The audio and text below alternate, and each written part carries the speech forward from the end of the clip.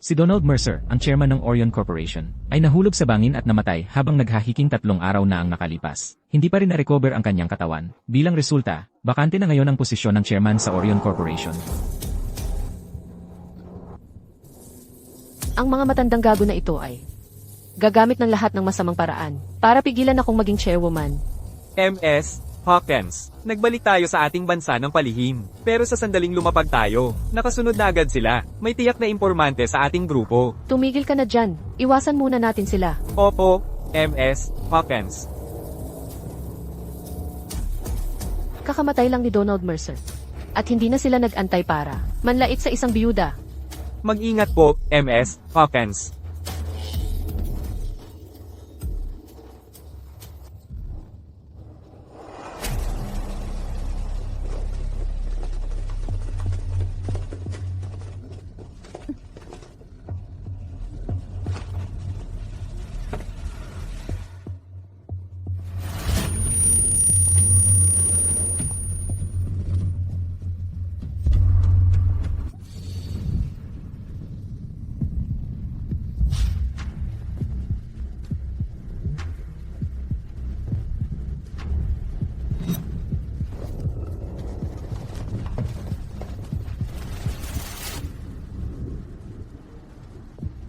Mga tao mula sa Orion Corporation. Maya, sisiguraduhin kong magbabayad sila sa ginawa nila sa'yo. Ang lahat mula sa Orion Corporation ay mamamatay.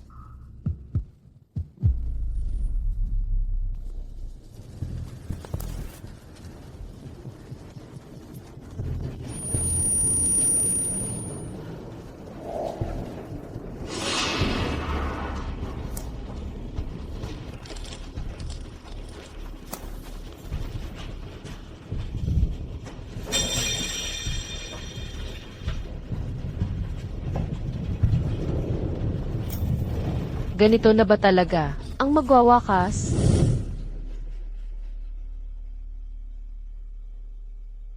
Nakakainis.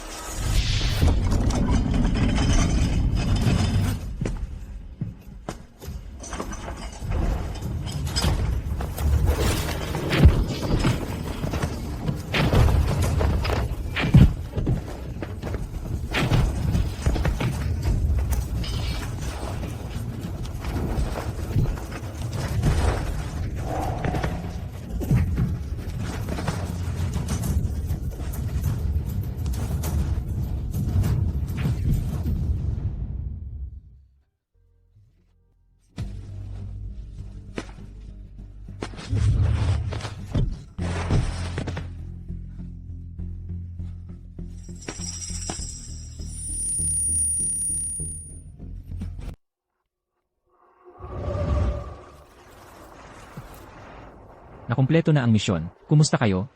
Okay lang kami. Nasaan si Maya? Pasensya na. Si Maya siya. Hindi siya nakaligtas. Ano nga sinabi mo? Hindi ba't sabi ninyo, simpleng trabaho lang yon?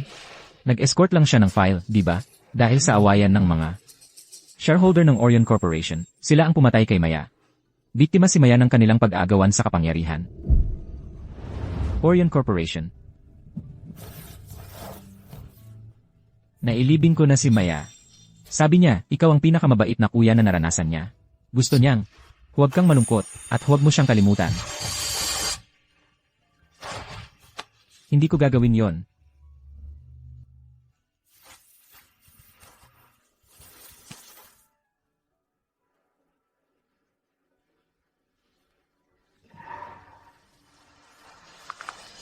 Babalik na ako sa home country. Papagbayarin ko ang mga gago ngayon din. Caleb, mag-ingat ka sa mga misyon mo. Maghihintay ako sa bahay para sa pag-uwi mo. Caleb, pagkatapos ng lahat ng ito, magsaya tayo ng husto. Sana hindi ka malungkot, at huwag mo akong kalimutan.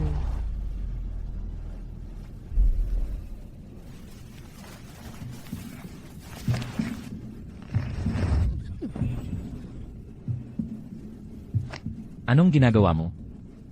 Nawalan ka ng malay kahapon. Ako ang nagligtas sa'yo. Ganito ba ang trato sa nagligtas sa'yo? Kung hindi dahil sa akin, matagal ka ng patay. Kaya kailangan kong lagyan ng gamot ang sugat mo. Gising ka na ngayon, di ba? May sugat ka sa hita.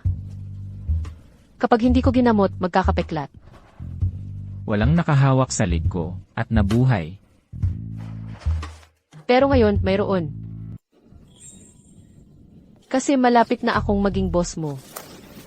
Bibigyan kita ng 3 bilyong piso sa loob ng 3 buwan. Maging personal na bodyguard mo ako. Marami akong kaaway. At maraming problema. Marami rin akong kaaway. Wala nang madadagdag yan. Basta't kasama mo ako. Ano mang paghihiganti ang gusto mo, tutulungan kitang makamit yon. Yung Orion Corporation. Mukhang may problema siya sa mga hayop na iyon sa Orion. Ako. May problema rin sa Orion. CJ. 3 buwan. Audrey Hawkins. Caleb Stafford. King. Huwag kang lalabas. Pasok ka. Ano iyon? Ginang Hawkins, handa na ang kotse sa baba. Pwede na tayong umalis. CJ. Mauna ka na. Muntik ka nang mapatay kahapon. Delikado, kailangan kong tiyaking protektado ka. Magbabantay ako mismo dito. Talagang may tiktik na malapit sa'yo.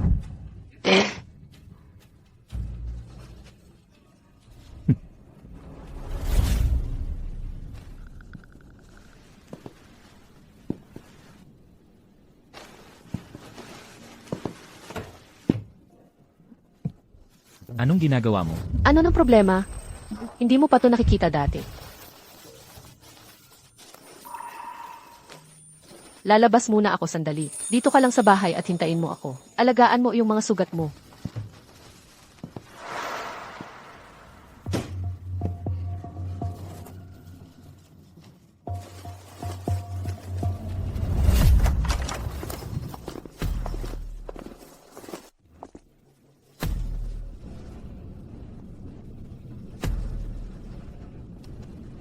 Ang mga babae, hindi marunong sumunod sa patakaran. Ang kapal ng mukha mong patayin kami sa paghihintay. HMM.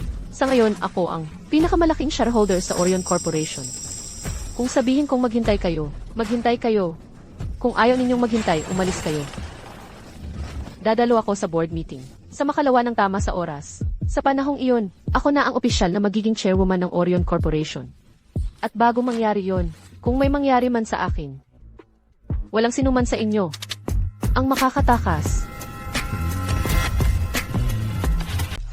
Mga walang kwentang tao. Ni isang babae, hindi nyo maayos. Audrey Hawkins. Wala pang babaeng namuno sa Orion noon. Kaya mo ba talaga ang trabahong ito?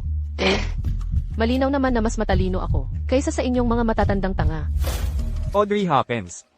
Ang tanging dahilan kung bakit kami nandito ay dahil sa respeto kay Chairman Mercer.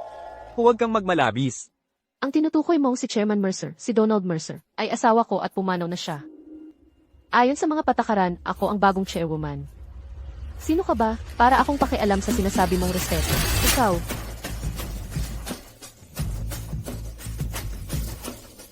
Pagkatapos kong maging chairwoman, imbestigahan ko ng husto ang bawat account sa ilalim ng inyong mga departamento. Kung may gumagamit ng pangalan ng Orion para sa mga iligal na transaksyon, huwag kang magalit kung paalisin kita.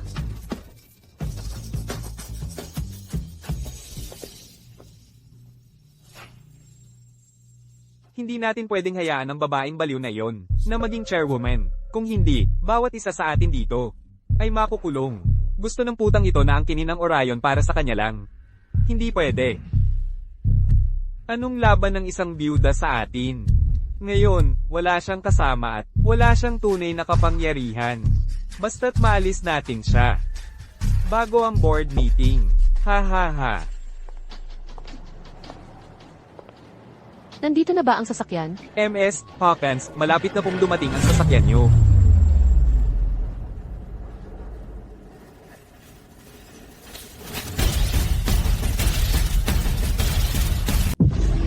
Ingat.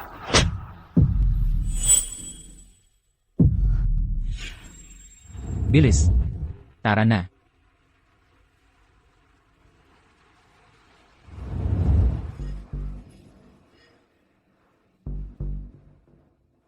Anong ginagawa mo rito? Isang proyektong 30 bilyong piso, kaya nga, syempre, kailangan kong bigyan ng espesyal na atensyon. Mag-ingat ka sa mga tao. Sa paligid mo.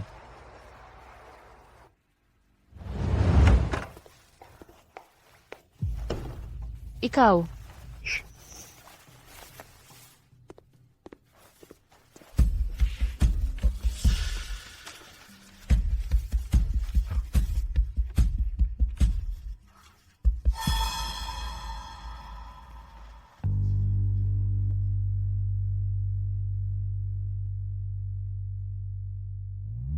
hindi natin pwedeng hayaan na kontrolin nila. Makipaglaruan tayo at painitin sila. Magtulungan tayo.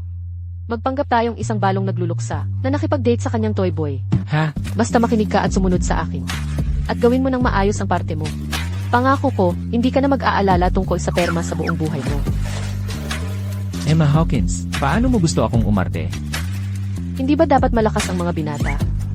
Ngayong gabi, tingnan natin kung gaano kalakas ang resistensya mo.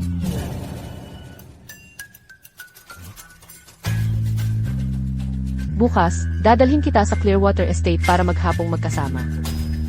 Tayo lang dalawa. Huwag mo akong biguin.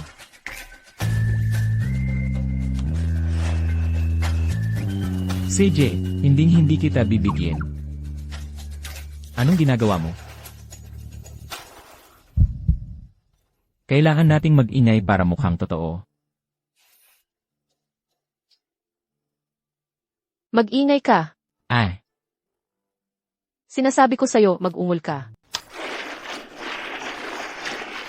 Eric, samahan mo kami. Greer, makijoin ka na sa saya. Kayo na ang bahala dyan.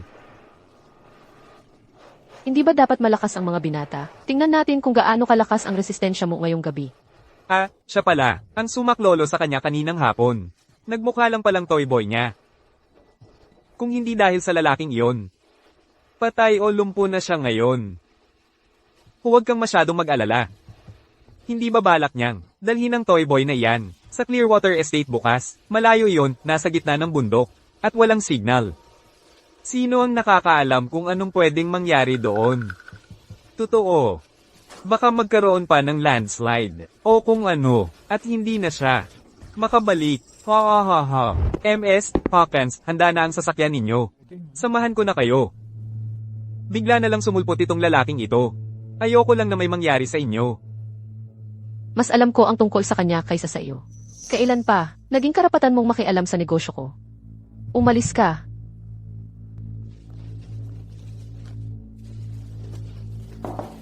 Emma Hawkins, hindi ko alam kung ilan pang mga Rayleigh ang nasa paligid mo. Kaya huwag kang magdala ng iba. Magtiwala ka sa akin. Hindi ko hahayaang may mangyari sa'yo.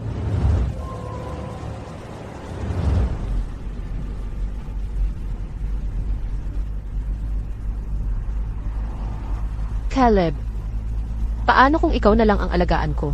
Lagi akong nagkakaproblema, at magaling ka namang humawak ng mga iyon. At higit sa lahat, hindi naman pangit tingnan. Mukhang hindi masyadong. Magkasundo si Emma Hawkins at ang asawa mo. Ang boring mo naman. Asawa? Isang marriage of convenience lang iyon. Para sa negosyo lang. Walang saysay.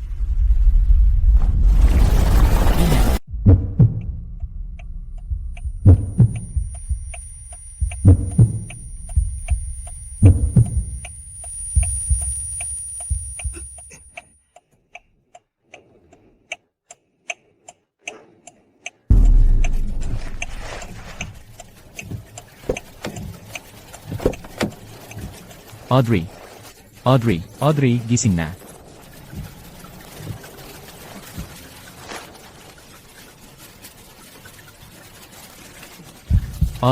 Audrey, gising na. Audrey, gising na. Malapit na silang umabot sa atin. Ilalabas muna kita rito. Sa labas, bodyguard kita. Kailangan mong tawagin akong Ines Hawkins. CJ, Emma Hawkins. Emma Hawkins, samahan mo ako. Ilalabas na kita rito ngayon.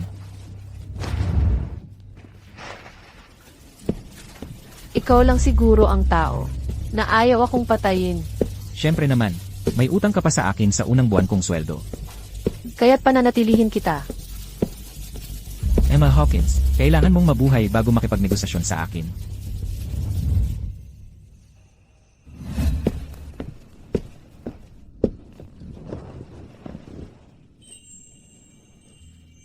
Caleb Stafford.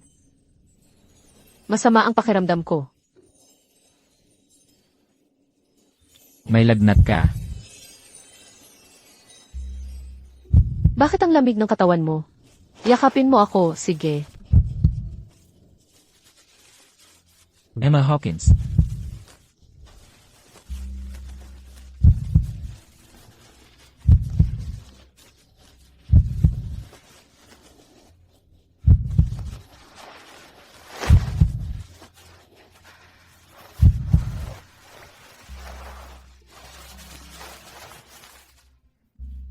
Pasensya na. Kailangan kitang protektahan.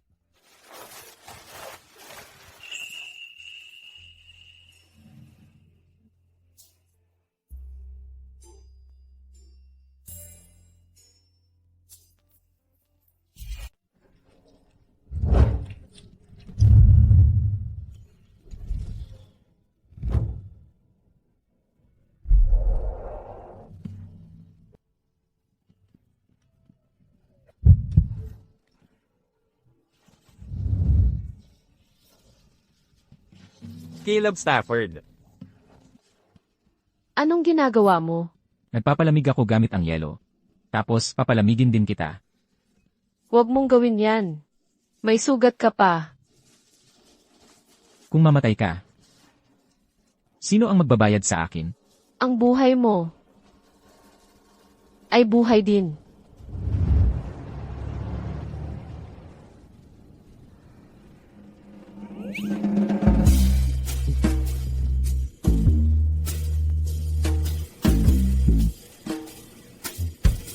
Anong ikinahiya mo? Hindi naman bago sa'yo ang itsura ko. Bilisan mo at magbihis ka na. Kalimutan na lang natin ang nangyari ngayong gabi. Opo, Emma Hawkins. Mr. Herrick. May masamang nangyari. Nasiraan ng ulo si MS Hawkins.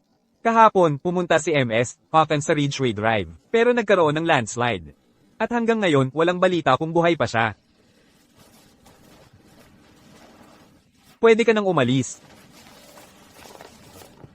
Mr. Herrick, Totoo ba ang nangyari? Buhay pa ba si MS Hawkins? kung wala si MS Hawkins dito, sino ang magiging chairman ng Orion Corporation? Makakaapekto ba ito sa stock price? Lahat, huwag kayong mag-alala. Ano man ang mangyari, tuloy pa rin ang board meeting ng Orion ayon sa schedule. Gagawin namin ang lahat para manatiling matatag ang lahat, hindi namin hahayaang masaktan ang interes ng mga shareholder. Palaging sumusunod sa patakaran ang Orion. Kahit sino pa yan, kung sila'y mahuhuli, ibig sabihin ay automatiko nilang nawawala ang kanilang karapatan sa mana. 1 minuto na lang ang natitira. Sa totoo lang, di na natin kailangang umakyat para sa meeting. Gawin na lang natin chairman si Emma Herrick ngayon din. Sino ang sang-ayon at sino ang tutol? Sang-ayon, kaya ipinahahayag ko. Ang aming chairman ng Orion Corporation ay si Sandali lang.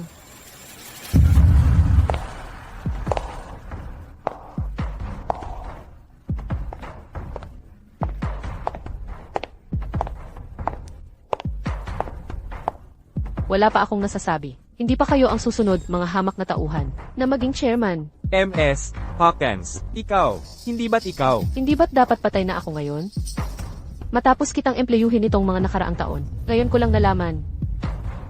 Ako pala ay nag-aalaga ng aso ng iba. Tanggal ka na. Kung hindi ako nagkaproblema ngayon, hindi ko malalaman na ginawa mong lahat ng bodyguard ko ay laban sa akin. Kahanga-hanga. Audrey Hawkins. Ikaw ba talaga ang magiging chairwoman ng Orion? Siya ba ang bagong chairwoman ng Orion? Kung gayon, dahil nandito na tayong lahat, ang posisyong ito ay akin na sigurado. Sige. Dahil nandito na ang lahat, Umakyat na tayo sa itaas at mag-usap. Hindi naman tayo pwedeng mag-board meeting. Dito mismo sa lobby, ha?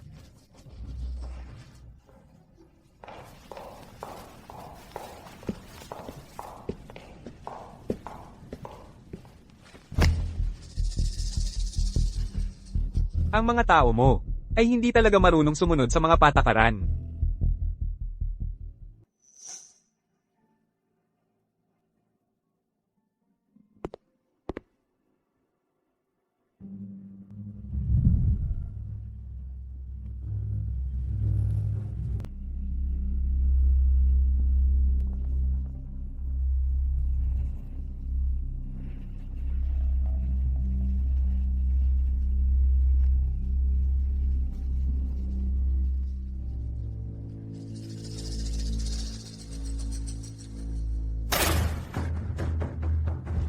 Dahil buhay ka pa.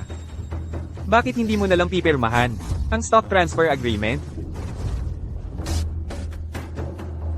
Ha ha ha.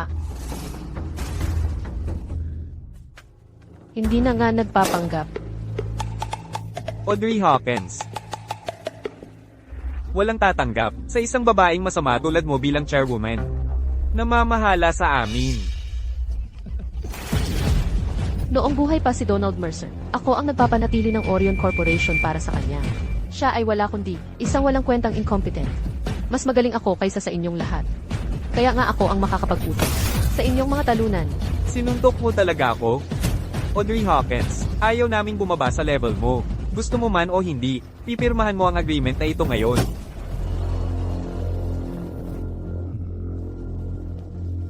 Kung hindi mo gagawin, hindi ka aalis sa lugar na ito. Ikaw na lang ang natitira sa The Hawkins family. Patay na ang asawa mo. Wala nang tutulong sa iyo. Ha ha ha ha ha. Pasok.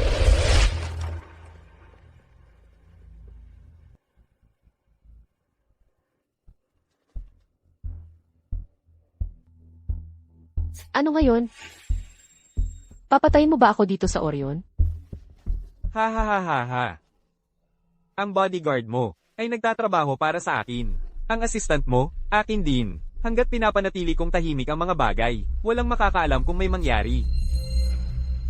Sa iyo dito.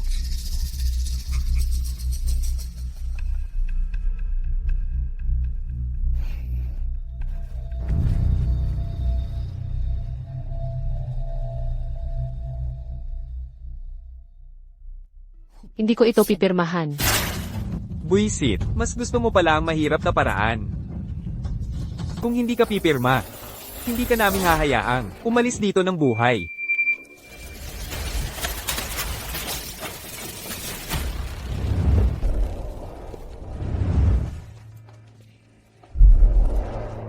Anong nangyayari? May sunog. Buksan mo ang pinto. Bilasin mo.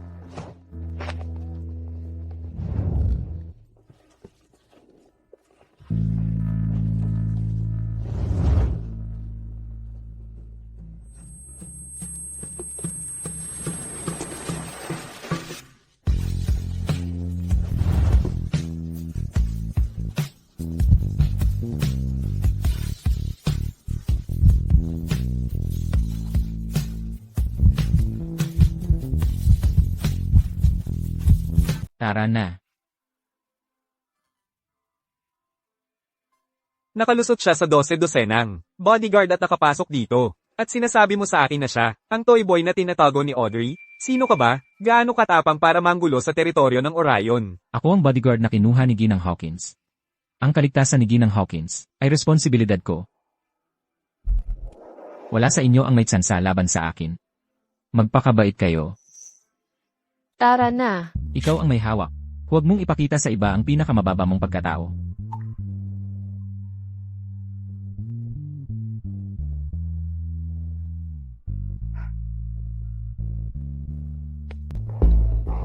Ginang Hawkins, maaari ko bang itanong kung ikaw na nga ang tagapangulo ng Orion Corporation tungkol sa pagguho ng lupa na inyong naranasan kagabi sa inyong paglalakbay? Sigurado ka bang natural na sako na lang iyon? Sinadya mong ipaalam sa amin ang iyong itineraryo. Ito ba ay dahil may nais kang ipahayag?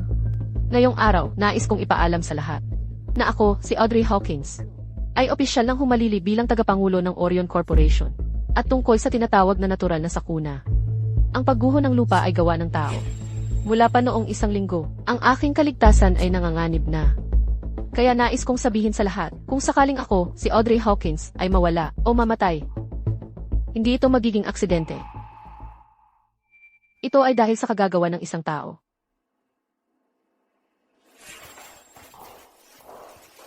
Puta. Ipinahayag talaga ng putang inang iyon sa lahat, mas mahihirapan na ngayong patayin siya.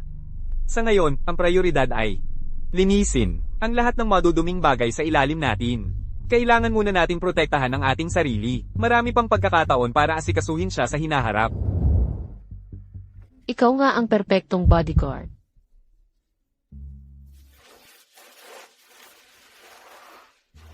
Ako na ang bahala. Hindi ka pa ganap na gumagaling sa iyong mga dating sugat, at ngayon ay may mga bago ka pang tama. Magpahinga ka muna ng ilang araw sa bahay para gumaling. Hindi mo kailangang isugal ang buhay mo para iligtas ako sa tuwing may mangyayari. Panatilihin mo lang akong buhay, ayos na iyon. Huwag mong isakripisyo ang sarili mong buhay para sa iba. Dito ka na lang matulog ngayong gabi. Audrey. Alam mo, ang kaaway ko ay ang Orion Corporation. Isa kang malaking shareholder sa Orion. Bakit hindi mo sinabi sa akin? Dahil dati. Ikaw ang chairman ng Orion, kaya ikaw ang kaaway ko. Bakit mo ako iniligtas kanina? Pwede mo namang hinayaan na patayin nila ako. Dahil boss kita. Pero simula ngayon, tapos na ang trabaho natin. Hindi na ako makikisalamuha sa mga taga-Orion. Anong klaseng sama ng loob mayroon ka sa Orion? Pinatay nila ang bunso kong kapatid. Hindi ako yon, wala akong alam. Bago namatay si Donald Mercer, wala akong kinalaman sa anumang internal conflicts. Meron lang akong shares, pero walang tunay na kapangyarihan. Pero ngayon, ako na ang chairwoman. Matutulungan kitang malaman ang katotohanan. Alam mo ba kung ano ang pakiramdam ng mawalan, ng tanging taong tunay mong malapit sa mundong ito? Ang pag-alam lang sa katotohanan ay hindi sapat. Mamamatay sila. Oh. Hindi na sila lalabas sa bilangguan. Audrey Hawkins, sinasabi ko sa'yo, kung ang pagkamatay ng bunso kong kapatid ay walang kinalaman sa'yo, hindi kita pakikialaman, kung hindi kita palalampasin. Hindi ba't naghihiganti ka? Sa dami ng mga sugat mo, paano ka makakapaghiganti? Ayaw ng bunso mong kapatid na makita kang hindi pinapansin. Ang sarili mong kalusugan, di ba? Alam mo ba kung ano ang pakiramdam ng mawalan, ng tanging taong tunay mong malapit sa mundong ito? Paano ko hindi malalaman? Ang bunso kong kapatid ay iniwan din ako. Maligayang 16 na kaarawan. Cynthia, paghahasya natin ang pendant na ito. Kalahati para sa bawat isa sa atin. Ito ang buwan. At ito naman ang araw. Ang ganda nito. Ano man ang mangyari sa hinaharap, palagi kitang iingatan. Salamat, Audrey. Hoy, hindi ba't may plano ka sa mga kaibigan mong lumabas? Oo, Bilisan mo at umalis ka na. Magkakain tayo ng cake mamayang gabi. huwag kang mag-alala. Hindi ako kakain ng cake sa labas. Yung gagawin mo para sa akin ang gusto ko. CJ. Aalis na ako.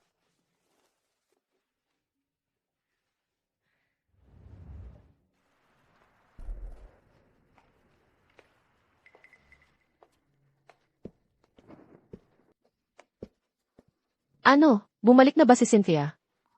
Hindi man lang pumunta si Cynthia sa bahay ng kaibigan niya. Bigla na lang siyang nawala. Pinaghihinalaan ng pulis na baka nakidnap siya. Kailangan ko siyang hanapin. Kailangan kong hanapin siya. Kumalma ka. Paano ako makakapagkalma? Siya na lang ang pamilya ko. 16 na kaarawan niya ngayon.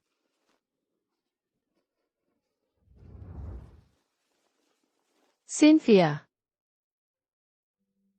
Buhay ka pa, di ba? Galit ka lang sa akin, dahil hindi kita na ipagtanggol. Kaya nagtatago ka sa akin, ganoon ba?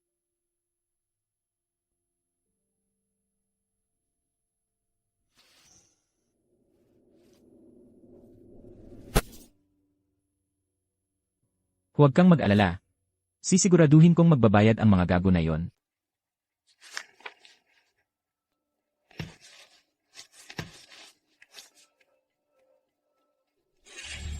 Buti na lang, nailipat ko na, lahat ng pondo. Lahat ay isi-ship sa ibang bansa mamayang gabi. Good luck na lang sa pagsubaybay niyan. So ang sinasabi mo, walang problema sa alinmang proyekto ng Orion Corporation dito o sa ibang bansa. Tama po, Ginang Hawkins.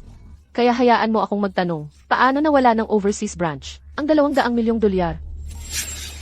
Ikaw ang kumuha. Ginang Hawkins, negosyo ito. Minsan nananalo ka, minsan natatalo. Bakit ka ganyang kabahala?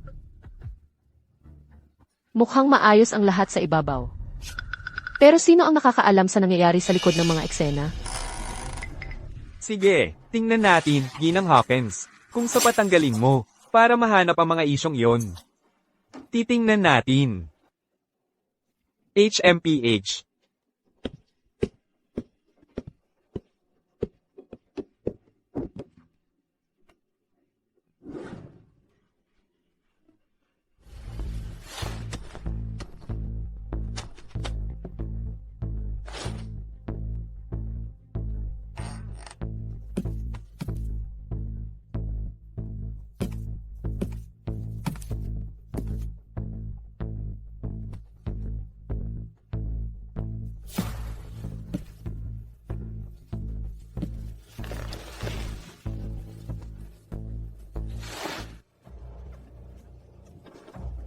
Tapos na ang oras.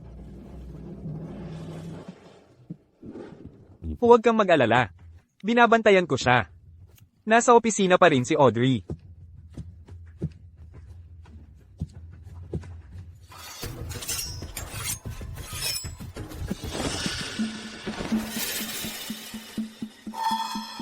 Sino yan?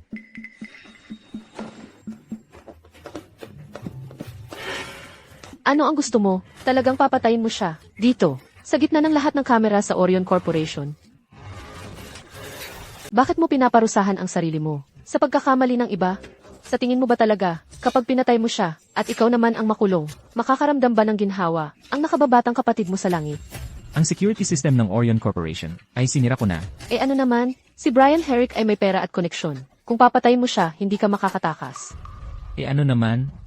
Ang tanging taong mahalaga sa akin sa mundo ay wala na. Basta't makapaghiganti ako. Wala na akong pakialam kung mabuhay ako o mamatay. Sa totoo lang, sa tingin mo ba, kung papatayin mo siya, magpapasalamat sa iyo ang kapatid mo? Iisipin lang niyang tanga ka.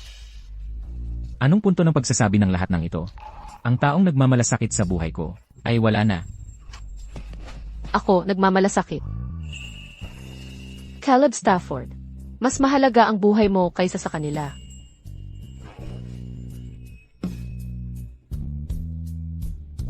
Babae, ang daldal mo. Saan ka pupunta? Pangako sa'yo. Hindi ako gagawa ng kahit anong kalokohan. Sinadya kong imbestigahan ang lahat ng proyekto para takutin sila at kumilos. Ngayong gabi, siguradong may gagawin sila. Huwag kang gumawa ng anumang kapusukan.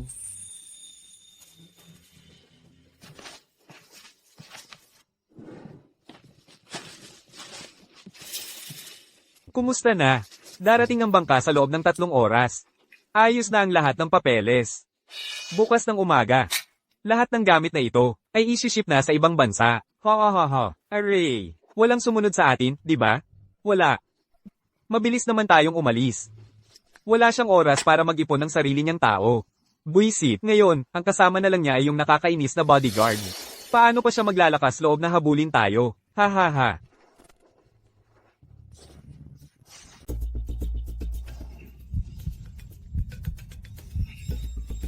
Naipasok na nila ang ebidensya. Wala na tayong oras. Wala akong oras para kumuha ng taong mapagkakatiwalaan. Ikaw na lang ang natira, Caleb Stafford. Pumunta ka sa Harborview Terminal at tulungan mo ako.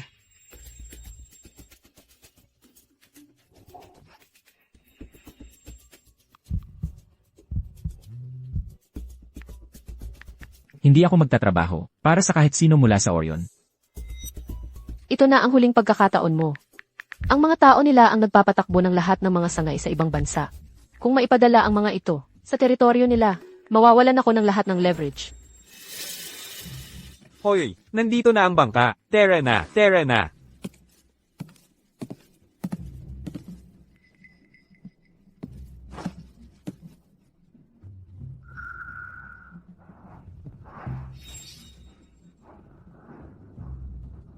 Umalis na ang buong grupo na iyon.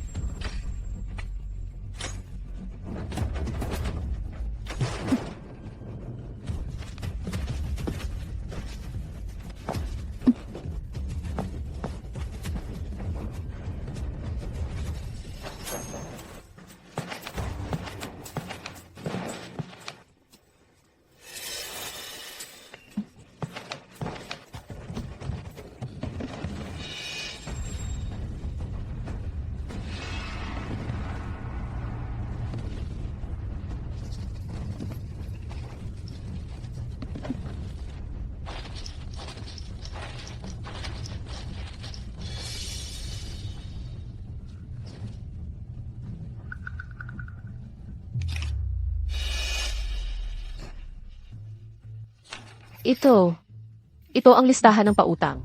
Kumuha sila ng 200 milyong dolyar para sa mga ilegal na pautang, kaya puno ng pera. Ang lahat ng mga kahon na ito.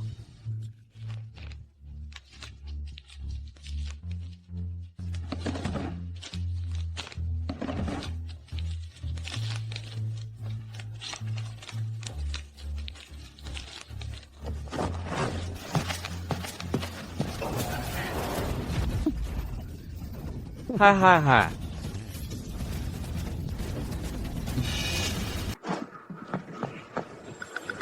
Ginang Hawkins. Talagang may lakas ng loob ka. At mabilis ka rin mag-isip, HMP. Sayang lang at wala kang mapagkakatiwalaang kasama. Ha ha ha. Kahit na malaman mo, ano ang magagawa mo? Sa tingin mo ba talagang makukuha mo ang ebidensya dito? Kung tatanungin mo ako, bakit hindi na lang tayo magtulungan? Walang kahihiyan sa paggawa ng pera. Ginagamit ninyong lahat ang pangalan ng Orion. Sa pagpatay at pangutang ng malaki, walang krimeng hindi ninyo ginagawa. Madugo ang mga kamay mo. Pagtayo. Paano niya nalaman? Sila nga ba talaga ang pumatay sa nakababatang kapatid ni Caleb Stafford? Hoy, ako ay isang modelong mamamayan, alam mo. Huwag mo akong pagbintangan ng pagpatay. Ginang Hawkins. Dalhin mo rito ang mga talaan. Ako ay isang modelong mamamayan, ha? Huwag mo akong pagbintangan ng pagnanakaw. Hayaan mong sabihin ko sa iyo. Sinabi ko na sa mga reporter dati na hinahabol ako. Tumawag pa ako ng pulis bago ako pumunta rito. Kung may mangyari sa akin, kayong lahat, bawat isa sa inyo, hindi makakatakas. Bilisan mo at ipasok mo ang mga gamit. Halika na, umalis ka. Hindi kita papatayin.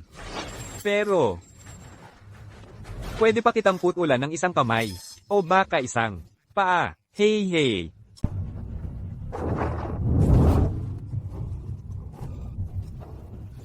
Tigil.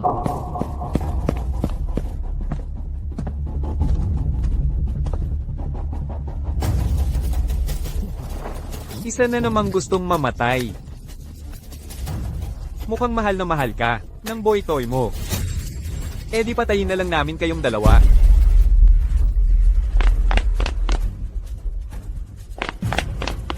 Anong kinakatakot mo? 2 tao lang sila. Sa tingin ko, wala siyang lakas ng loob na magpaputok.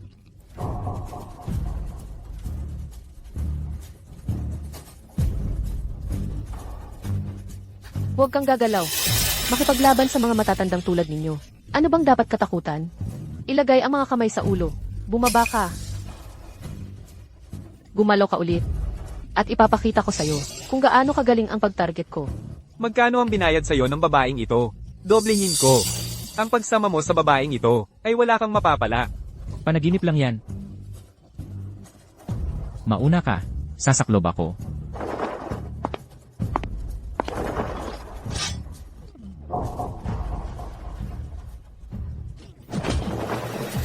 Walang kwenta.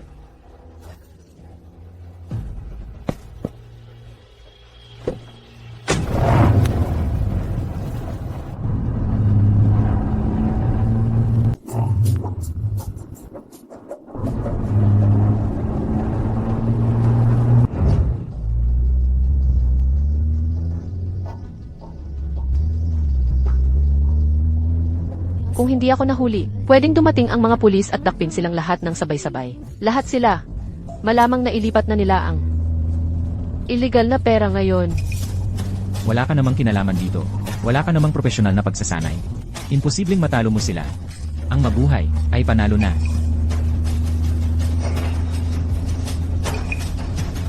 Huwag kang gumalaw. Aalagaan ko ang sugat pag-uwi.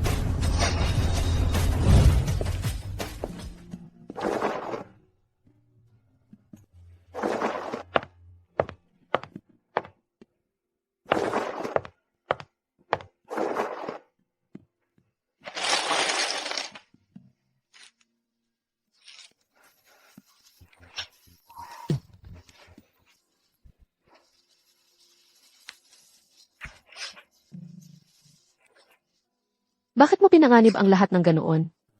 Sinabi ko sa'yo, kapag kailangan mo ako, nandito ako. Tingnan ko kung may iba ka pang sugat. Saan mo nakuha ang kwintas na ito? Sa kapatid kong babae ito. Sa kapatid mong babae. Siya ba ay 24 na taong gulang, maliit at payat, napakatalino, at may birthmark dito mismo. Paano mo nalaman yon? Kapatid ko yon, si Cynthia. 8 taon na ang nakalipas. Nawala siya, walang bakas kung buhay o patay. Yung babaeng pinatay ni Orion. Teka, Pumanaw na siya. Teka, siya ba? Ang ate ni Maya talaga? Audrey. Audrey. kanina lang. Bakit mo sinabing, kapatid mo si Cynthia? Ano ang relasyon ninyong dalawa? Cynthia.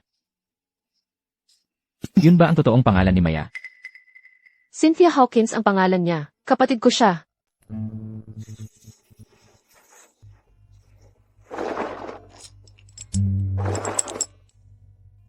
Ipinagbili siya sa training camp. Parang nawala ang kanyang memorya. Hindi niya maalala ang sariling pangalan o kung sino siya. Unti-unti ko siyang nakilala. Sa madilim at walang pag-asang lugar na yon, nagtiwala kami sa isa't isa para mabuhay. Tama na.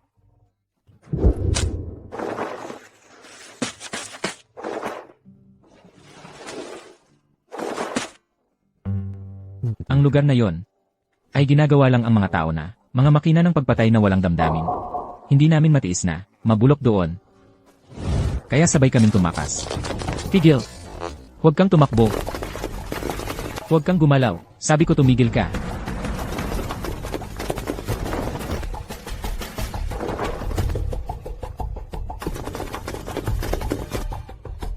Kung mahuli tayo ngayon, tapos na tayo. Huwag kang mag-alala. Makakahanap ako ng paraan para mailabas ka.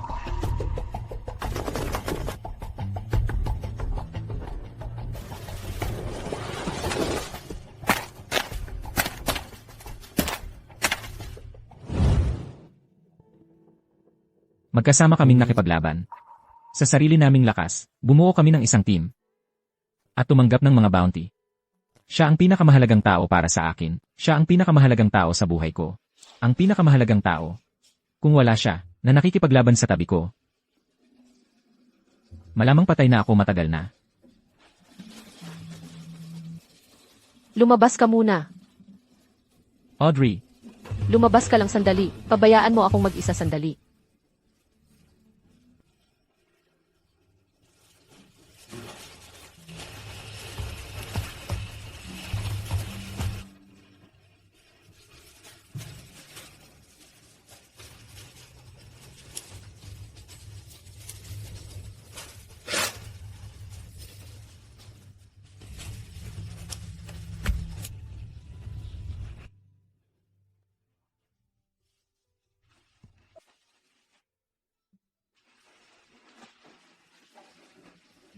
gising ka na.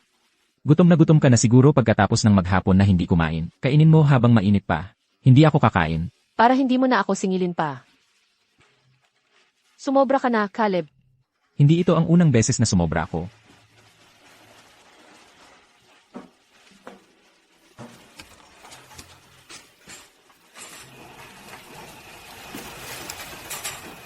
Kung mamamatay ka sa gutom, Wala nang magbabayad sa akin.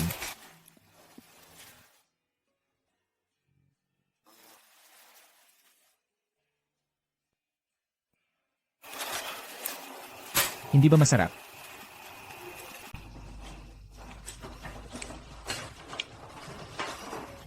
Sa lahat ng panahong ito, lagi na lang may mga matang nakatingin sa akin sa labas. Na minamasdan ang bawat kilos ko. Naghihintay silang lahat, umaasang masisiraan ako ng loob. Mawasak. O kaya imamatay. Para mapunit nila ang Orion Corporation. Pero kahit anong mangyari, kapag nasa labas ako, hindi ako pwedeng umiyak. Hindi ko pwedeng hayaang matakot ako. Pero ngayong wala na si Cynthia. Hindi ko na talaga kaya. Huwag kang mag-alala. Simula ngayon, ako ang magiging patalim mo. Magtulungan tayo. At singilin natin sila para kay Cynthia. Kahit pa maging kapalit nito ang buhay natin. Hindi kita pababayaang mamatay. Dahil ikaw ay ang huling kayamanan na iniwan sa akin ni Cynthia sa mundo.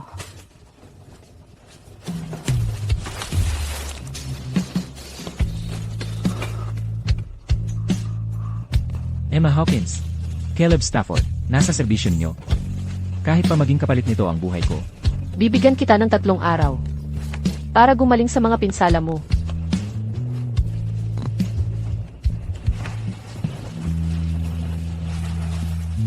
Galing ka na ba? Salamat sa maingat na pag-aalaga niyo, Ina Hawkins. Nagnakaw sila ng pera mula sa Orion at nagpatakbo ng iligal na pautang sa ibang bansa. Narito ang mga record sa pananalapi. Bawat transaksyon ay maliwanag na nakatala. Ang lakas ng loob nila. Kahit na kailangan pang patunayan, ang lahat ng ito, sapat na itong ebidensya para kasuhan sila. Malaking problema na nila ito ngayon. Kaya kung ako ang papatay sa kanila, parang tinulungan ko na ang lahat. Hindi ko hahayaang gawin mo iyan. Ano nang gagawin natin? Kung nagawa nila, ang ganito, may malakas na backer siguro sila. Kahit makulong man sila, ngayon, hindi magtatagal. Bago sila iligtas ng iba. Kung mag-isa ka pa rin, Noon, maiintindihan kong mag-alala ka. Pero kasama mo na ako ngayon. Mas malakas ako. At mas marami akong pera kaysa sa kanila. so, ano nang gagawin natin ngayon? Harapin natin sila. Ayoko sa mga ligtas na laro. Hindi pwede. Paano kung mapahamak ka ulit, tulad noong nakaraan? Pero nandyan ka naman, di ba? Sayang lang at nailipat na nila ang lahat ng perang madumi nila. Sa tingin ko ngayon, natutulog na sila sa mga salansa ng pera. Tinititigan ito gabi-gabi. Mahirap na tayong kumilos ngayon, pero okay lang. Kahit bank statement lang. Kaya ko pa ring ibagsak sila. Kung hindi mo kayang kalabanin sila, ako na ang gagawa.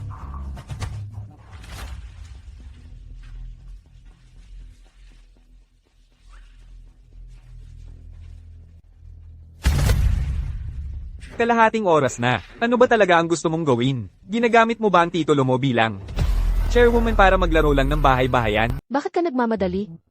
Sandali lang. Ngayon, aayusin natin ang parehong bago at lumang mga account ng sabay-sabay. Alam mo ang sabi nila, ang bagong boss ay laging gumugulo. Pero sobrang impatient ka. Dahil ang dami namin dito. Gusto mo talaga kaming iprito ng buhay? Buti na lang nailipat ko na ang pera sa ibang lugar. Ang meron lang siya ay isang walang kwentang ledger. Kahit tawagan niya ang mga pulis, may paraan pa rin tayo dito. Mukhang wala na talaga siyang magagawa. Nagpakuha ako ng datos ng kita natin sa nakaraang mga taon. Tingnan natin kung magkanong pera ang inyong mga palpa ang inubos mula sa kumpanya. At may lakas pa ng loob kayong sabihin na ang isang babaeng tulad ko ay hindi karapat-dapat na mamuno sa inyo.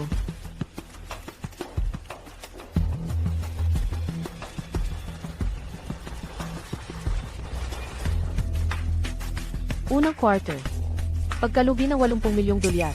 Ikalawang quarter, pagkalugi ng 120 milyong dolyar. Ikatlong quarter, pagkalugi ng 40 milyong dolyar. Tungkol naman sa proyekto ng entertainment industry. Lahat ay nawala. MS, Hawkins. Lehitimong negosyo ang pinapatakbo natin dito. Normal lang ang mga pagkaluging ganyan. Sa tingin mo ba talaga na mapapaalis mo kami sa pulong ng mga shareholders? Dahil lang sa mga pagkaluging ito? Napaka-inave mo naman. Tama ka.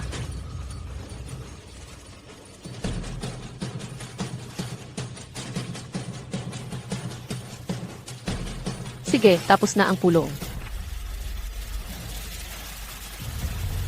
Anong ginagawa mo?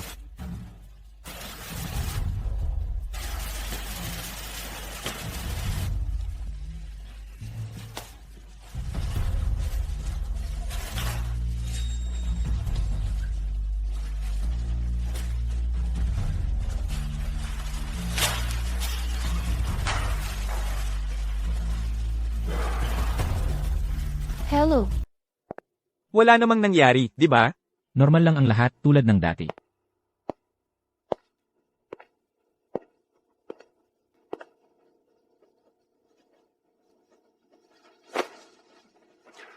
Hoy! Ano sa tingin mo, ang gustong makamit ng babaeng yon? Kinuha niya ang aming financial statements, pero wala siyang ginawa sa loob ng 3 araw. Kinabukasan, kumuha siya ng buong grupo ng bodyguards, at pinalibutan ng kanyang bahay. Kahit langaw, hindi na makakapasok ngayon. Pero na-transfer na namin ng pera. Sa ligtas na lugar. Kung gusto niyang guluhin tayo, HMPH, hindi yan ganoon kadali. Malamang desperado na siya at nagwawala na lang. Ha ha ha ha. Pero hindi tayo dapat maging kampante. Yung bodyguard na kasama niya ay napakatibay, hindi basta-basta. Hintayin muna natin kung anong mangyayari. Oo nga pala. Nakatago na ba ang pera? Relax, nasa panic room. Walang paraan para makita yon ng kahit sino.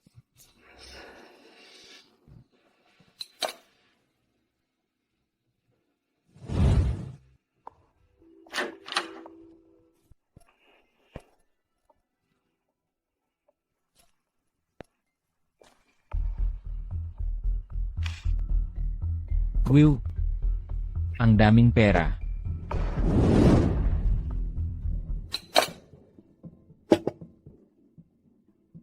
Mga 200 ang bodyguards dito. Ang lock ng panic room ay bagong fingerprint scanner galing sa ibang bansa.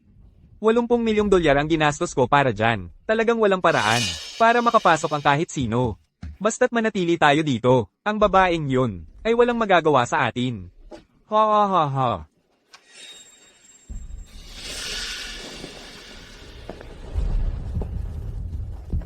Audrey Hawkins, ano ang ginagawa mo? Panghihimasok? Inireklamo kayo ni Emma Hawkins dahil sa illegal na fundraising at predatory lending. Narito kami para imbestigahan. Narito ang warrant. Hindi mo pwedeng paniwalaan lang ang sinabi niya. Kami, sa bandang huli, ay mga mamamayang sumusunod sa batas. Bawat pirasong dolyar ay nakalista lahat dito.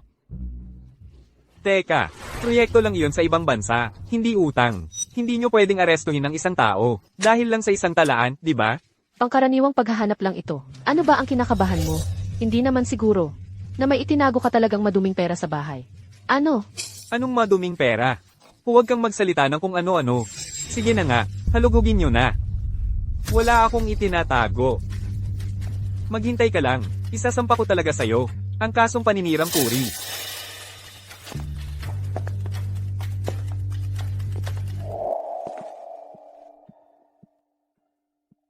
Sigurado ka bang hinalughog niyo lahat? Wala talaga. Audrey Hawkins. Para makamkam ang Orion. Ganito ka ba talaga? Magpapatibong sa amin? Isasampa ko talaga sa'yo. At ipapaalam sa publiko kung gaano ka bagsik. Ang totoong ugali mo, tagapangulo ng Orion. Emma Hawkins.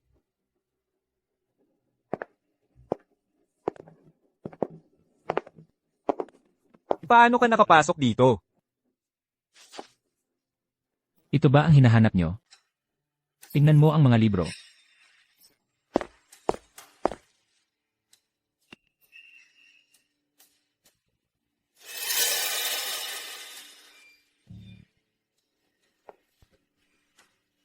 Kapitan, lahat ay tumutugma. Hindi ito maduming pera.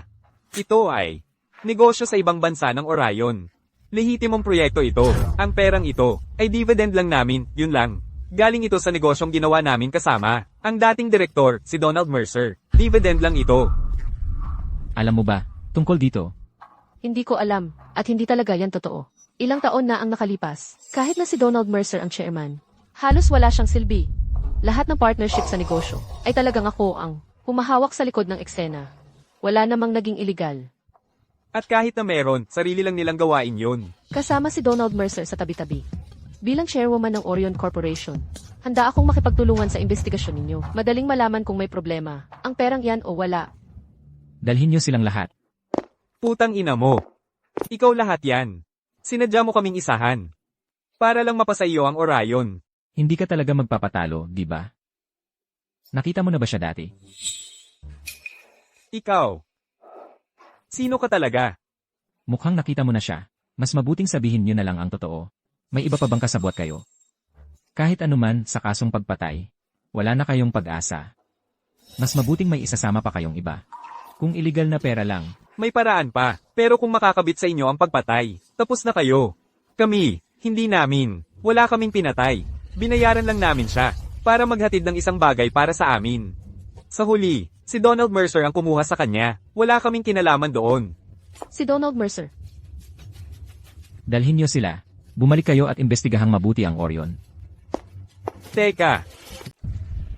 Teka. Donald Mercer. Buhay ka pala. Si Donald Mercer, ang tunay na chairman ng Orion Corporation. And Mercer, buhay ka pa pala? Iniligtas ako ng ilang mabubuting tao. Sa buong panahong ito, nagpapagaling ako sa kanila. At ngayon, narinig kong may nangyari sa Orion. Kaya agad-agad akong bumalik. Mahal. Salamat sa lahat ng iyong pagsisikap sa panahong ito. Ngayong bumalik na ako, ang Orion ay nasa ilalim na naman ng aking kontrol. Sinasabi mo bang lahat ng maruming pera at iligal na pondo ay konektado sa iyo? Malaking pagkakamali lang ito. Negosyo lang ng kumpanya. Iilan lang na maliit na negosyo ang pinatakbo ko kasama ng ilang maliit na shareholder. Lahat yan ay lehitimong pera. Mahal. Halika naman, kailangan mong bigyan ng iyong lalaki ng kaunting ekstrang ipon sa tabi, di ba? And Mercer, sigurado ka ba? Siyempre, huwag kang mag-alala. Ganap akong makikipagtulungan sa investigasyon. Suriin ninyo ang lahat ng overseas assets ng Orion, kung paano ninyo gusto. Ang dating chairman ng Orion, si Cynthia ang napunta sa kanya. Ang pagkamatay ni Cynthia ay tiyak na may kinalaman sa kanya. Kung ganoon ang sinasabi mo, malamang ay malaking pagkakamali lang ito. CJ, imbestigahang mabuti. Para mapanatag din ang loob ko. Mahal, mag-asawa tayo. Hindi mo naman ako makakalaban. Dahil lang sa kaunting ekstrang ipon, di ba? Mag-asawa tayo. Kung ibabagsak mo ako, babagsak ka rin.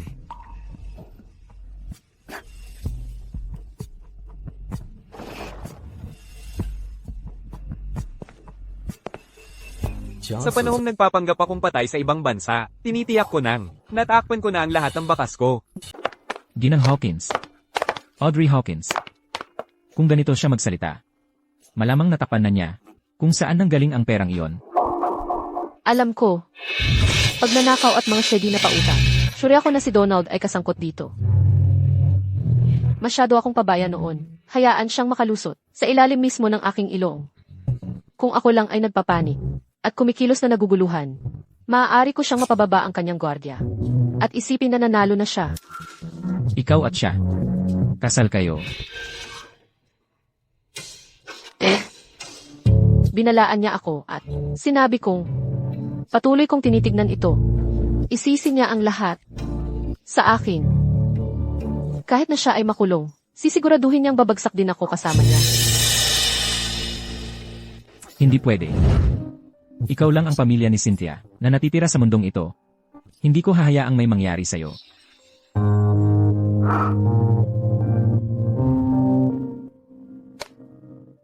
Huwag kang mag-alala.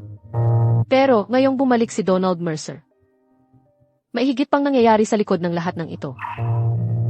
Mananatili akong malapit kay Donald sa ngayon. At maghihintay lang para makita kung ano ang mangyayari. At sisiguraduhin ko na mananatili ako sa tabi mo sa bawat hakbang.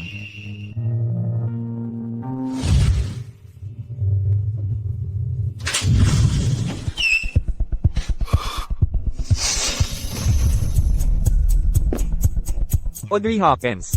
Asawa mo ako. Hindi pa nga nakalipas ang ilang araw, at lumitaw ka na, kasama ang isang toy boy sa tabi mo.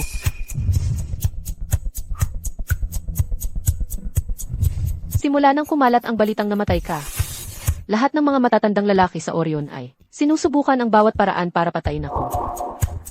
Bilang isang biyuda na mag-isa, kung wala akong personal na bodyguard na kasama, malamang bangkay na ako ngayon. Personal na bodyguard. Dapat ay talagang maalaga, ano?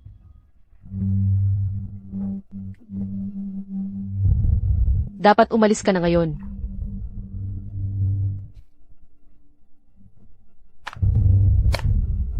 Kumusta? Ayos lang. Audrey Hawkins. Nag-aalala lang ako, sa mga araw na wala ako. Baka may magdangka ng kalokohan sa'yo. Huwag mo akong hawakan. Donald Mercer, nakalimutan mo na ba? Ang prenup natin, ang tanging dahilan kung bakit tayo nagpakasal, ay dahil iyon ang huling hiling ng tatay ko. 2 taon na akong gusto maghiwalay. Ikaw ang laging nagpapabagal.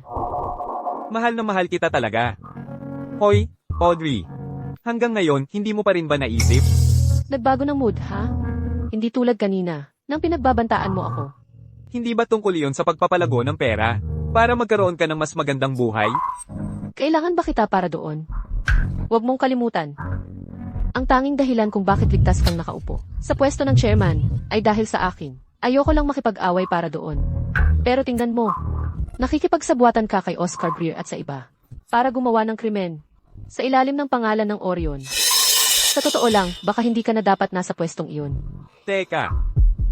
Mag-asawa tayo. Dapat tayong magtulungan. Mahalaga ba kung sino ang nakaupo dyan? Audrey. Ayokong maging. Mag-asawa lang tayo sa papel. Gusto kong maging tunay na asawa mo. Umalis ka. Nakakadiri ka. Kung alam ko noon na magkakapit ka lang sa akin ng ganito, hindi kita pakakasalan. Sino ba ang niloloko mo? Akala mo ba talaga, bilang babae, igagalang ka talaga ng mga tao? Patay na ang lahat sa pamilya Hawkins. Ako, na lang ang natitirang pamilya mo. Hindi. Nandyan pa si Cynthia. HMPH. Cynthia, matagal nang patay iyon. Ako na lang ang makakapagtanggol sa'yo. Ang pagpapakasal sa akin ay isang pabor sa'yo. Huwag kang magmalaki. Nawawala lang si Cynthia. Hindi nakita ng pulis ang katawan niya. Bakit siya siguradong sigurado? Napatay na si Cynthia. Teka, Bitawan mo ako. Tanggang bodyguard. Sino ang nagpapasok sa'yo dito? Umalis ka. Emma Hawkins, ayos ka lang ba? Ako ang bodyguard niya. Sa kanya lang ako sumusunod. CJ, Umalis ka. umalis ka. Sige. Aalis na ako.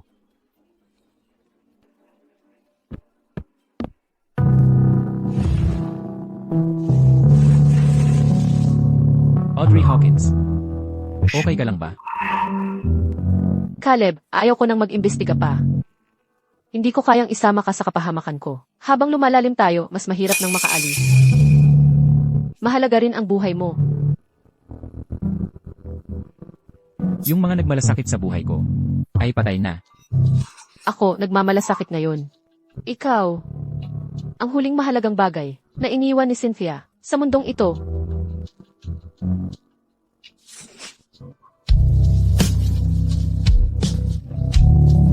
Hindi ko na alam kung kaya ko pang kontrolin ang sarili ko.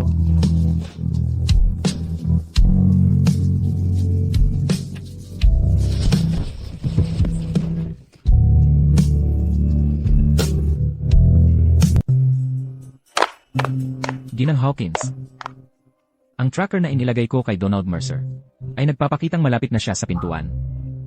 Kailangan mo ba akong umaksyon? Ayos lang. Kaya ko ito. Huwag mo muna siyang paghinalaan. Umalis ka muna. Huwag mo siyang harapin ng direkta. Nasa pintuan na siya. Paano ako lalabas? Ang bintana. Tatalon sa bintana. Ano ba tingin mo sa akin? Yung ibang lalaki. CJ,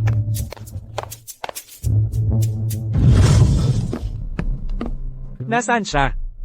Nasaan siya? Audrey Hawkins. Asawa mo pa rin ako. At nakikipagkalokohan ka sa ibang lalaki? Ginoong Mercer. Ano ang gusto mo sa akin? Donald Mercer. Bodyguard ko siya. Kagabi sa baba, binantayan niya ako buong gabi. Trabaho niya iyon. Wala ka bang mas importante pang gagawin? Bakit hindi ka na lang bumalik sa Orion para makipagkita sa mga matatandang buto doon? Kung ayaw mong maging chairman, ibalik mo sa akin. Aalis na ako. Siyempre, aalis ako. Tanggang bodyguard. Makinig ka. Asawa ko si Audrey Hawkins. Kapag hinawakan mo siya, babasagin ko ang braso mo.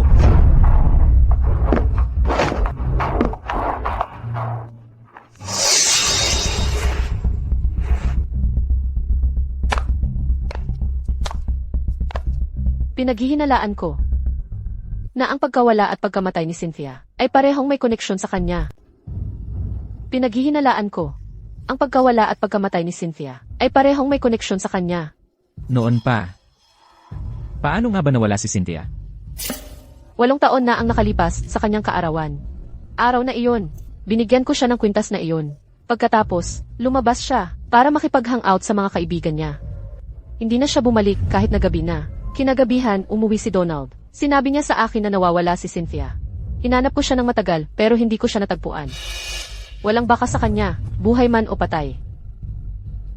Kung siya ang pumatay kay Cynthia, may posibilidad na mahayag siya. Pero, ang pagpapadala sa kanya sa training camp ay talagang magandang hakbang. Dahil halos walang sinumanang nakakatakas mula sa lugar na yon.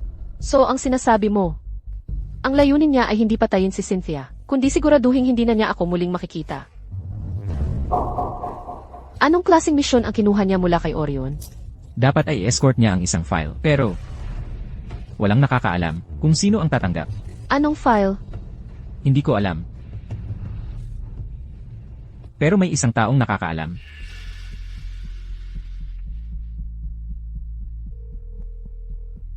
Hello, Joker. Ako si Caleb. Ang tagal na nating hindi nagkita. Nang wala kayong mga kasama, hindi ako nangahas na kumuha ng maraming assignment. Kailan ka babalik? May mga personal na bagay pa akong kailangang asikasuhin. Tinawagan kita ngayon, para lang magtanong tungkol sa misyon na kinuha ni Maya noon. Inatasan siyang i-escort ang isang file. Ano ang laman ng file na yon? Caleb, sa ating linya ng trabaho, may mga patakaran tayo. 60 milyong dolyar. Kilala mo talaga ako. CJ. Anong proyekto? Anong file? May kinalaman ba ito sa proyektong Orion? Ito ay pag-escort sa ilang profile ng mga kabataang babae. Lahat ng profile ay tungkol sa mga kabataang babae. Na wala pang 24 na taong gulang. Profile ng mga babae. Talagang pinahahalagahan ni Joker ang sarili niyang buhay. Kahit hindi natin alam kung ano ang confidential information. Gayunpaman, binabantayan ni Joker ang lahat para masiguro ang ganap na kaligtasan. Sa ngayon, ang mga file na ito ay walang ipinapakitang kakaiba. Ano ang pumasok sa isip mo? Naalala ko noong isang araw. Sino ang nagpahintulot sa'yo na pumasok sa kwarto ko at hawakan ang gamit ko? Bakit mo siya sinisigawan?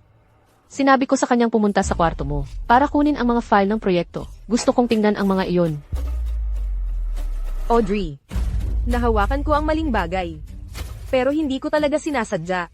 Nakita ko lang ang mga dokumento sa mesa ni Donald. Kaya akala ko iyon ay... Ano? Mayroon ka bang bagay na ayaw mong makita ng iba? Donald Mercer, Hayaan mong sabihin ko sa'yo. huwag kang magtangka ng anuman, ng palihim sa likod ko. Huwag mong kalimutan, ako ang naglagay sa'yo, sa pwestong chairman ng Orion Corporation. Hindi ba't mga panloob lang? Na dokumento ng interview ang mga yon? Nag-aalala lang ako baka may mag-leak nito. Sige. Nagmadali ako. Pasensya na, Cynthia. Sabihin mo sa akin, ano ba talaga ang mga file na iyon? Imposibleng, mga ordinaryong dokumento lang ng interview ang mga yon. Kung hindi, bakit gagastos ng malaking pera para mag-hire ng mga mercenary para ihatid ang mga yon?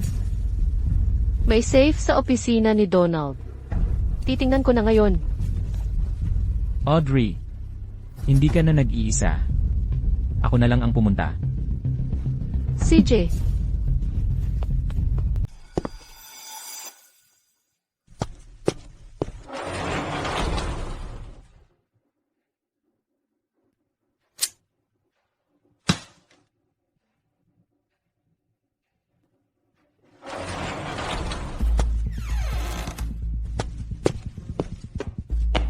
Pagod na ako. Kahit papaano, weekend na bukas. Kasalanan mo itong lahat. Ngayon, nahuli ako sa pag-uwi. Tara na. Umalis na ang lahat.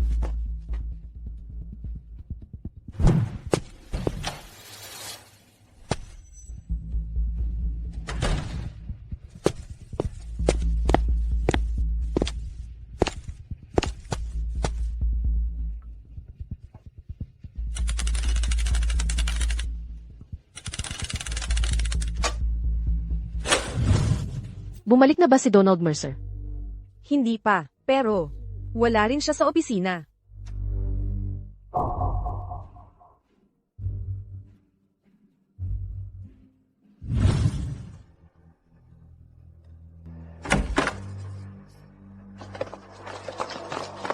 Lumabas ka. Tigilan mo ang pagtatago.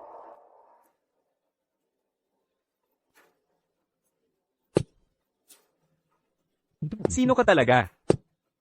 Bakit mo ako iniimbestigahan? Huwag kang gagalaw. Kasama ko si Audrey. Mas mabuting sundin mo ang sinasabi ko. Kasama ko si Audrey. Mas mabuting sundin mo ang sinasabi ko. Hay nako. So, talagang mahalaga sa'yo si Audrey. Anong ginawa mo sa kanya?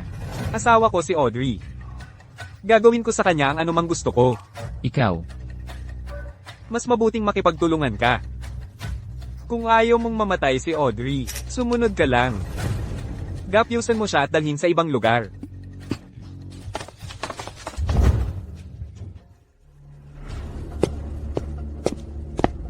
ang tahimik talaga ng lalaking ito. Ayaw niyang magsalita. Sabihin mo sa akin, ano ba talaga ang dahilan mo sa pagpunta dito? Ano ba ang layunin mo? Ano ang susunod na? Hakbang ni Audrey? Ang dami mo nang tinanong sa akin. Alin ba ang dapat kong unahing sagutin? Iminumungkahi kong pag-isipan mong mabuti bago ka sumagot. Ikaw ang nagkidnap kay Audrey. Hindi ka naman pala patay.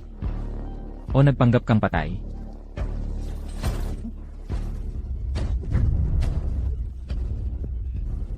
Hindi ko lang maintindihan.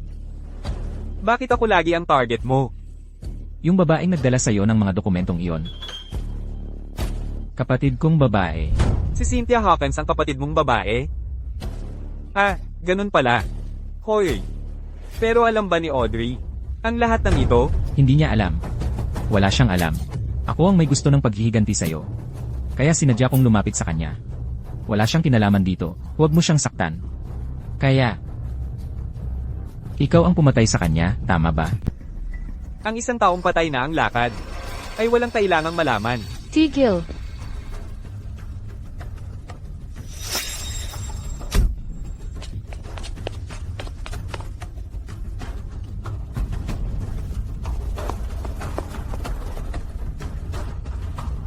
Pasensya na, hindi ko sana dapat isinangkot ka dito.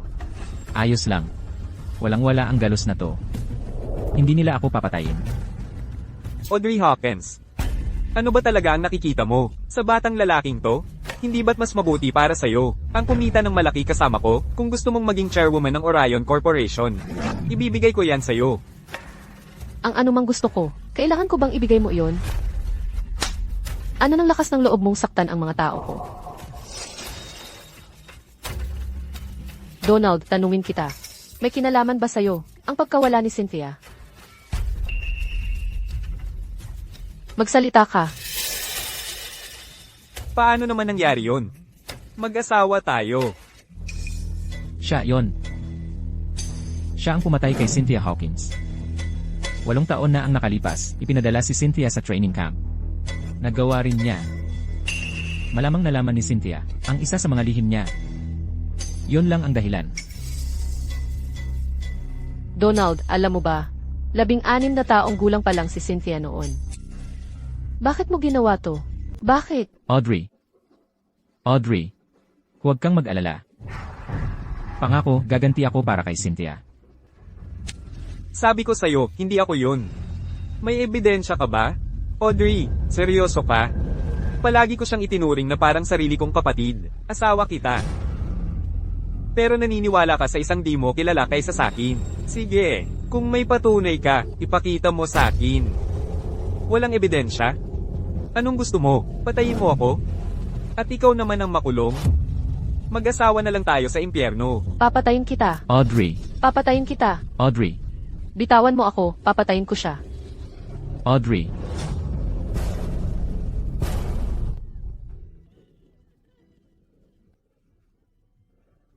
Audrey.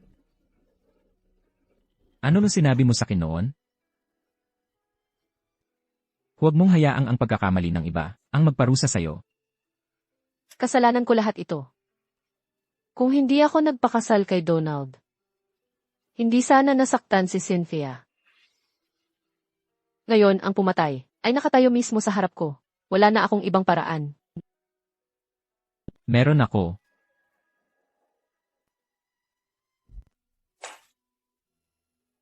Pinapunta ko si Casey Swan para magdala ng malilinis na damit para sa'yo. Yung babaeng assistant mo.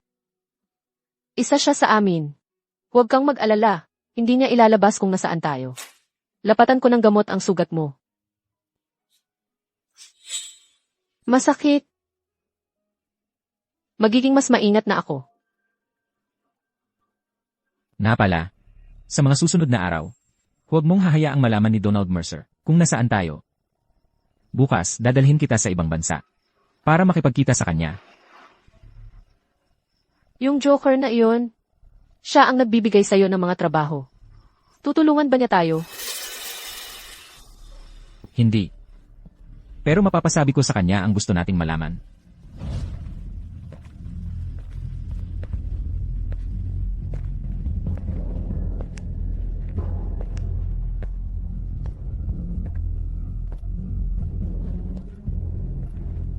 Nakabalik na rin si Caleb. Ang tagal na nating hindi nagkita. Nagdala ka pa ng napakagandang babae. Hindi ka ba natatakot na agawin namin yan sa'yo? Kasama ko siya. CJ, naghihintay na si Joker. Tara na.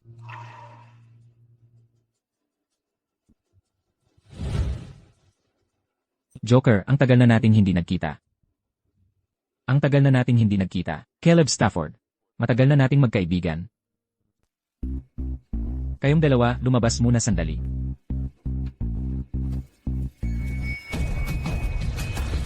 Ginoong Joker, narinig ko kay Caleb na malakas ang impluensya mo kahit saan. Ang mga mata at tainga mo ay nasa buong mundo. Maihihilingin ako sa'yo. Hindi ako ganoon kahanga-hanga, gaya ng sinasabi niya. Magpatuloy ka. Ano naman ang gusto mo sa akin ngayon? Alam mo, nakalayas ako mula sa training camp. Sinusubukan kong hanapin ang boss nila para magtanong tungkol sa ilang bagay. Ano ang balak mong gawin? Gusto kong maghiganti para sa aking nakababatang kapatid, kaya kailangan kong kumuha ng impormasyon mula sa kanya.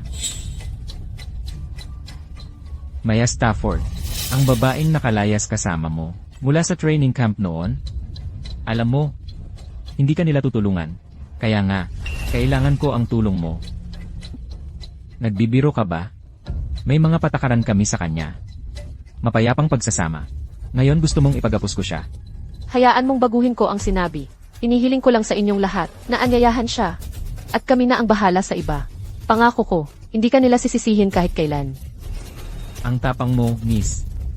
Siyempre. Kung hindi ako makakaupo rito. Ipangalan mo ang presyo. Babayaran ko kahit ano. Caleb, Magaling ang panlasa mo. Ang babaeng ito ay talagang espesyal para sa'yo. Pero nakakalungkot. Hindi ako nagkukulang sa pera. Ano naman ang gusto mo? Sabihin mo lang. Dahil sa ibang bansa, kapangyarihan, katayuan. Kahit anong gusto mo, maibibigay ko. Ano ang gusto ko? Caleb. Alam mo na.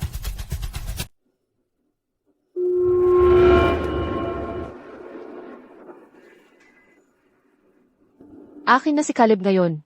Gumastos ako ng 60 milyong dolyar para bilhin siya. Pasensya na, pero hindi kita matutulungan dito. Pangako ko sa'yo. Ano ang ipinangako mo sa kanya? Bibigyan kita ng lahat ng gusto mo. Tagumpay sa ating partnership. Joker, kung ang gusto mo ay ang buhay niya, hindi ako pwedeng pumayag doon. Ginang Hawkins, nagbibiro ka lang siguro. Mas mahalaga siyang buhay kaysa patay. Kaya ngayong araw, dito ka muna. Bukas, dadalhin ko siya. Mag-dinner tayo ngayong gabi.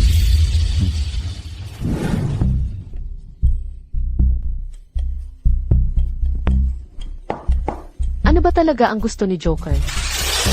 Sasabihin ko sa'yo pagkatapos. Ginang Hawkins, pinakamalakas ang loob mo sa lahat ng babaeng nakilala ko. Ito, tagay para sa iyo. Maraming salamat, Ginoong Joker, sa pagpapahalaga mo. Pero, hindi ako umiinom.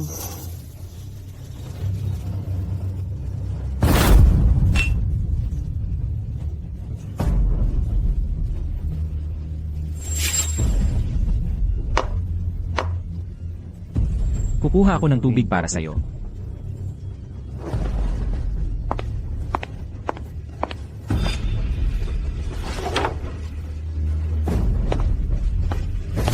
Hoy ganda, uminom ka. Kilalanin natin ang isa't isa. Pasensya, hindi ako umiinom. O sige na, nandito ka na. Uminom ka lang. Pabor naman. Kung inom ka ng konti, ako na ang lalago. Sige na. Isa lang. Sasamahan kita uminom. Caleb, sa totoo lang, hindi pa kami nakakasama ng babae. Dinadala mo rito ang isang napakagandang babae, at hindi ko siya mahawakan. Sinabi ko na sa'yo, kasama ko siya. Kalimutan mo na. Huwag mo siyang hawakan. Humihingi ka ng tawad sa kanya. Pasensya na kung may nasaktan ako. Umalis ka na. Pasensya na tungkol doon. Hindi ko sinasadyang sirain ang mood ng lahat. Caleb, swerte mo talaga. Hawkins, huwag mo nang isipin yon. Ganun lang talaga siya. Walang maliit na bagay na tulad nito. Ang makakasagabal sa ating partnership. Kung ayaw mo talagang uminom, lumabas na lang tayo. Kulang tayo sa kwarto ngayong gabi, kaya kayong dalawa, magkakasama sa isang kwarto. Sa totoo lang, kung iwan mo ang isang magandang babae, na mag-isa dito, kahit ikaw, hindi ka magiging komportable, di ba?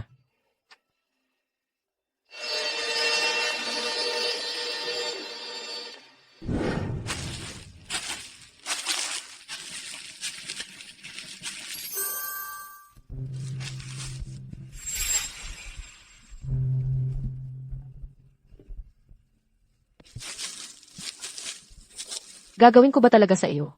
Anong ikinahihiya mo? Bakit ka nag-iinsisting manatili sa labas? Hindi yon. Hindi pa ako natulog kasama ang isang babae. Talaga? So hindi kasama ang gabing iyon? Hindi yon.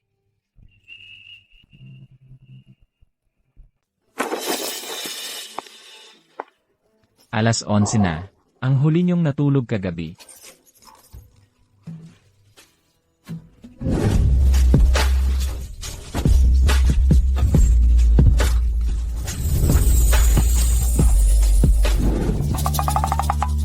Tumahimik ka. Seryoso. Ganyan ka ba no? Pigilan mo yan. Nasaan siya?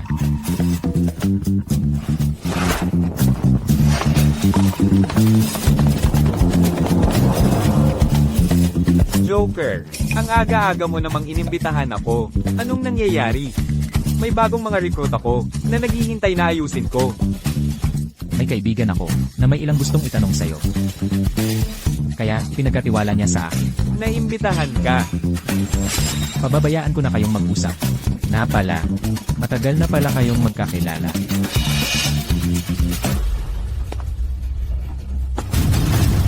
Ikaw, hindi ba't ikaw ang number 48? Yung Knuckle AS mula sa Camp 8 taon na ang nakalipas? Hindi ako magiging nasaan man ako ngayon. Kung hindi dahil sa pagsasanay mo. Dahil Knuckle AS ka nga, bakit ka pa naghanap sa akin? Hayaan mong tanungin kita. Noong panahong iyon, sino ang nagbenta kay Cynthia Hawkins sa iyo? Joker, simula pa lang, napagkasundoan na natin, na hindi tayo makikialam sa isa't isa. Ngayon, ganito na lang ang ginagawa nila sa akin. Ano ba talaga ang gusto mong gawin? Hala, hindi ko kayang talunin si Caleb. Kahit kausapin mo siya, wala ring mangyayari. Si Caleb lang, kayang-kayang wasakin ang buong operasyong ito. Ano man ang itanong ko, sagutin mo lang ako. Sa buong buhay ko, hindi pa ako nakikinig sa isang babae. Hindi mo kailangang magsalita kung ayaw mo. Ako ang bagong chairwoman ng Orion Corporation. Kung may gusto akong malaman, malalaman ko. Pero ayoko sa mga taong hindi sumusunod sa utos. Kaya siguro, patayin ko na lang siya ngayon. Ninanakot mo ako. Hindi ito pananakot. Kahit patayin kita, wala silang mag-agawa sa akin. Kapag may ganap na kapangyarihan at katayuan ka, wala ka kundi isang bangkay.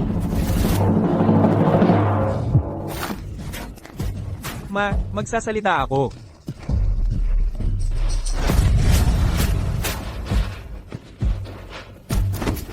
HMP, kayo at ang Orion, nagluloko lang ba kayo sa akin? Noon, ang chairman ng Orion, ang nagbenta sa kanya sa amin. At ngayon, narito ka para tanungin ako tungkol doon? Ano ang punto? Si Donald Mercer iyon. Kaya noong gumawa kayo ng deal noon, may naiwang token o anumang uri ng ebidensya. Huwag mo mang isiping magsinungaling. Alam ko, kontrata ang pinipirmahan nyo sa lahat ng bagay. Ibigay mo sa akin ang pass. Ako na ang kukuha. Nasa safe, sa opisina ko ang mga bagay. Ang code ay 5-7-8-4.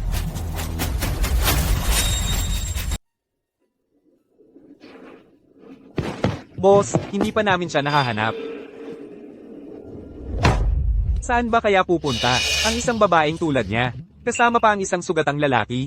Bigla na lang silang nawala. Director Mercer, sa tingin ko, ang pinakamadali ngayon ay pagpapalakas ng pinakamataas na autoridad ng Orion Corporation. Akala ng lahat sa labas, patay ka na. Inaakala nilang si Audrey na ang chairwoman ngayon. Oo, dapat tayong umakto at manguna. Tapos gantihan ng mas malakas. Magdaos ng press conference bukas. Makipag-ugnayan sa mga periodista.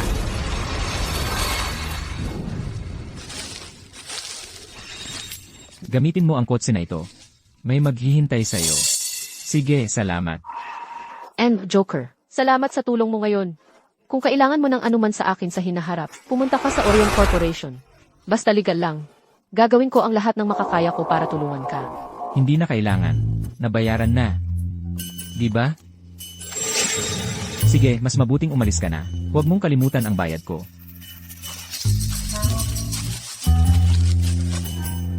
Tara na.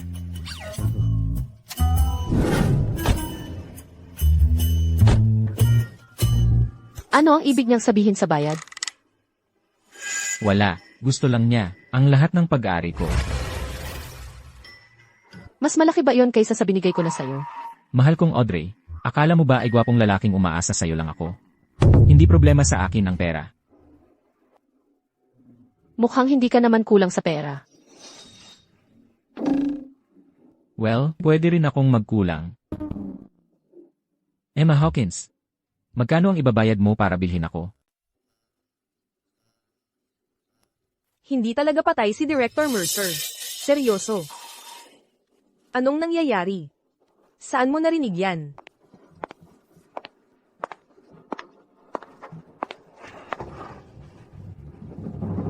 Orion Corporation Press Conference. Lahat, salamat sa pagpunta. Lahat, salamat sa pagpunta. Ako si Donald Mercer.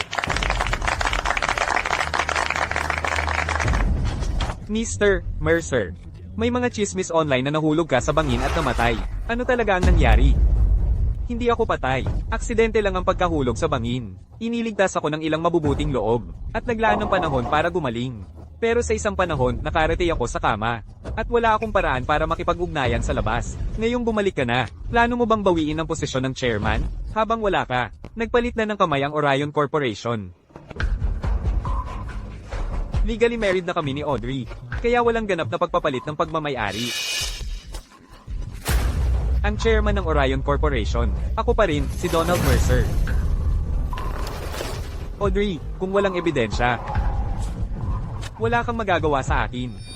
Isang babae ka lang. Wala kang paraan para maabot ang mga tao sa training camp. Sa akin lang mapapasa ang Orion. Sandali. Sandali. Ang Orion ay hindi kailanman mahuhulog sa kamay ng isang kriminal na katulad mo. Ginang Hawkins, anong nangyayari dito? Audrey Hawkins, alam kong matagal mo nang gustong makuha ang posisyon ng tagapangulo sa Orion. Pero hindi ibig sabihin noon na pwede mo lang gawa-gawain ang mga paratang laban sa akin.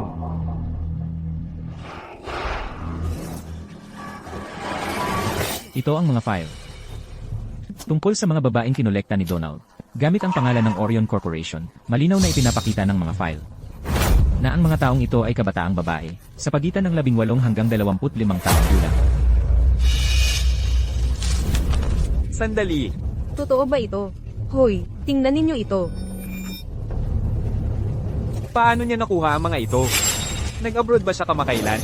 Imposible. Imposibleng natagpuan niya ang training camp. Hindi sana sila nagkita-kita. Ang mga file na ito ay mas detalyado pa kaysa sa mga record ng interview.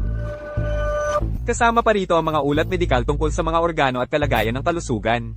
May mga nota pa tungkol sa pagiging angkop ng mga babae sa pagbubuntis. At karamihan sa mga babaeng ito ay mga ulila o galing sa mga single parent na pamilya. Ang tanging inaalala ko lang ay, kung ang kalusugan o sitwasyon ng pamilya, ng isang empleyado, ay makakaapekto sa kanilang trabaho, anong mali doon? Donald, alam mo ba kung saan nanggaling ang mga file na ito? Galing ito sa bumili kay Cynthia Hawkins mula sa iyo. Kinuha ni Donald Mercer ang mga file na ito para ibenta ang mga tao sa ibang bansa. Kapag napili ang isa sa mga babaeng ito ng isang mamimili, niloloko ni Donald ang mga babaeng ito at ipagbibili sa pamamagitan ng pagsasabing sila ay itatalaga sa isang dayuhang sangay. Director Mercer, pakisagot po ito. Pakipaliwanag. Director Mercer. Director Mercer. Tumigil ka sa pagpapalabas ng kasinungalingan. Gusto lang niyang ibagsak ako. Ang gusto niya ay ang pwesto ng tagapangulo sa Orion.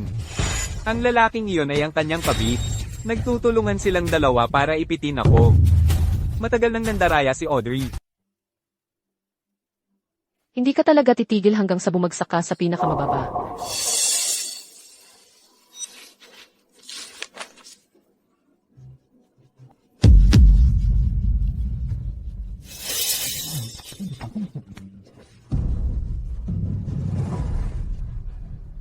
Ito ang orihinal na dokumento. Malinaw na nakasaad dito. Nakasangkot si Donald sa pangangalakal ng tao. Ang unang biktima ay ang aking nakababatang kapatid na si Cynthia Hawkins. Ito ay dulo lamang ng malaking problema. Sa lahat ng mga taong ito, hindi natin masasabi kung gaano karaming buhay ang kanyang winasak ng ganito. Imposible. Hindi ito maaaring mangyari. Hindi mo maaaring nakita siya. Hindi ko nakita.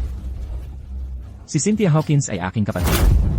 8 taon na ang nakalipas. Siya ay ipinagbili sa kampo.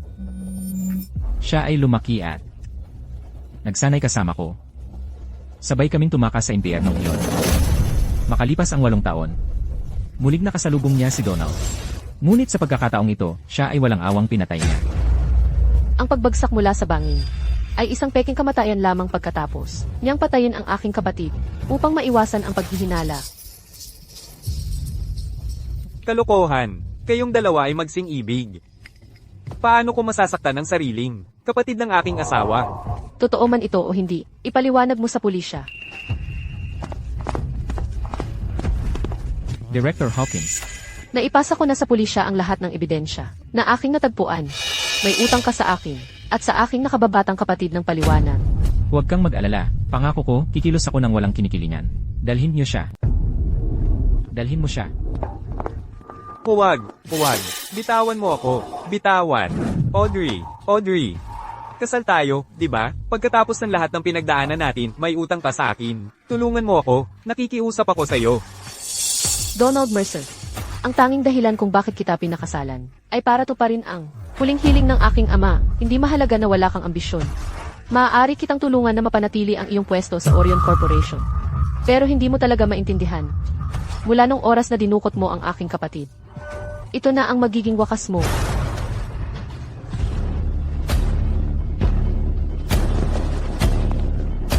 Audrey Hawkins. Kung sinusubukan mong isama ako sa pagbagsak mo, edi kasama ka rin. Huwag mo nang subukan. Dinukot mo muna si Cynthia. Nakahanap na kami ng pinakamagaling na abogado para maghain ng diborsyo. Hindi mo siya isasama sa pagbagsak mo. Huwag. Audrey, mamamatay ka. Hindi kita palalayain ng ganun kadali. Putang ina mo. At may dalawa pang daga na natitira. Brian Herrick at Oscar Greer. Huwag kayong magtago, lumabas kayo. Pinaghihinalaan kayo sa iligal na transaksyon. Kami ay nangungulekta ng ebidensya. Sumama muna kayo sa amin. Lahat ito ay hindi pagkakaunawaan lang. Siya ang may kasalanan ng lahat. Wala akong kinalaman dyan. Siya ang nag-utos sa akin na gawin ang lahat. Palayain ninyo ako. Tapos na ang lahat ngayon. Uwi na tayo. Pumunta ka muna sa opisina at tulungan mo akong alisin ang mga lintang iyon. Nasa aking desk ang listahan. Kailangan ko pang dalawin si Donald sa bilangguan. May ilang bagay na kailangan ko pang linawin.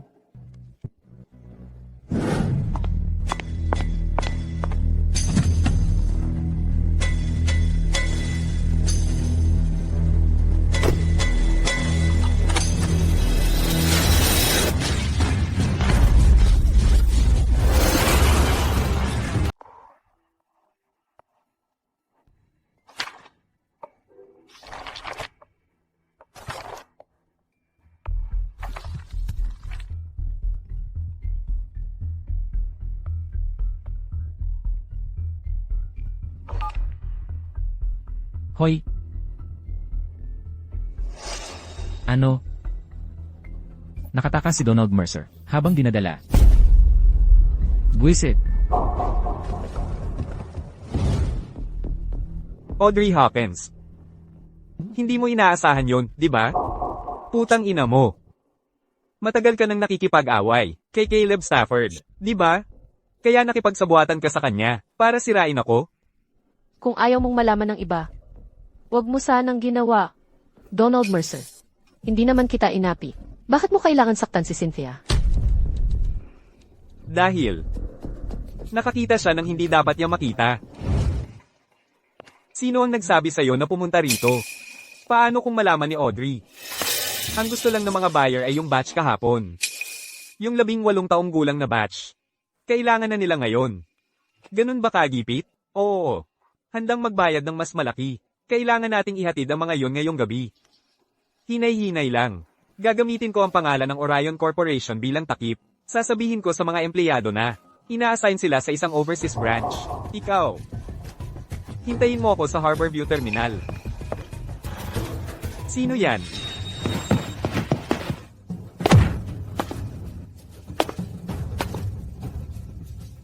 Paano niya nalaman? Masama ito, talagang masama. Paano kung yung batang yon ay magsabi kay Audrey? Dahil nalaman mo ito, huwag kang magalit sa mangyayari. Isakay mo siya sa kotse. Audrey, ang pagkamatay ng kapatid mong babae ay kasalanan mo lahat. Kung hindi mo ako napangasawa, hindi sana kailangang mamatay ang kapatid mo. Ha ha ha. Ikaw ang pumatay sa kapatid mong babae. Kaya, magpakamatay ka na lang. Audrey, Tumigil ka. Kung ayaw mong mamatay siya.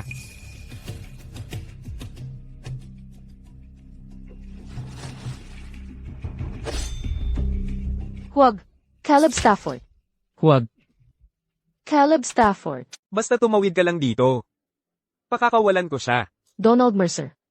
Pakiusap, nakikiusap ako, pakawalan mo siya. Huwag mo akong alalahanin, Caleb. Umalis ka na. Umalis ka na. Umalis ka na. Umalis ka na. Umalis ka na lang, huwag mo akong alalahanin.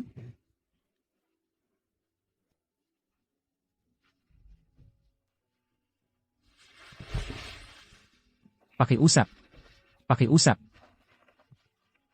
Pakawalan mo siya. Sige. Pakakawalan ko siya ngayon din. At ay padadala ko kayong dalawa. Diretsong impyerno. E di sabay tayong pumunta sa impyerno. Tigil.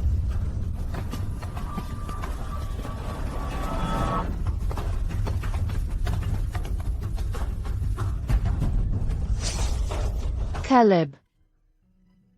Bakit mo ako iniligtas? Mahalaga ang buhay ko, at ang sayo hindi.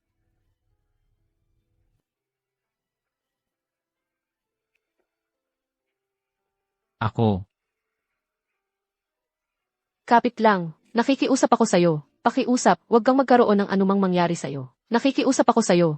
Pakiusap, huwag kang magkaroon ng anumang mangyari sayo.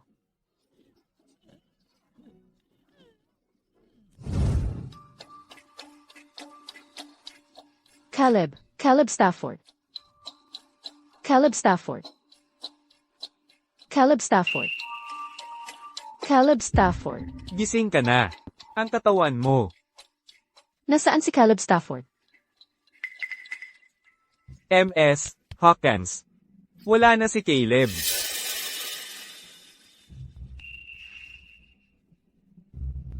Nasaan ang bangkay? Nadala na ang bangkay. Sino ang nagdala? Ang galing-galing mo. Alam mo ba, kung magkano ang perang nagawa mo para sa akin itong nakaraang 2 taon? Sa totoo lang, sobrang mahal kita.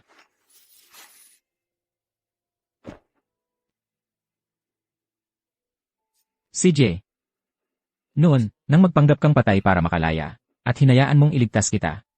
Nagsisi ka ba? 3 taon mo na akong pinanatili dito. Hindi ko masisiguro na buhay ako sa bawat araw. Kaya hindi ko siya maaaring idamay dito. CJ. Ito na ang huling misyon. Protektahan mo lang ang isang tao.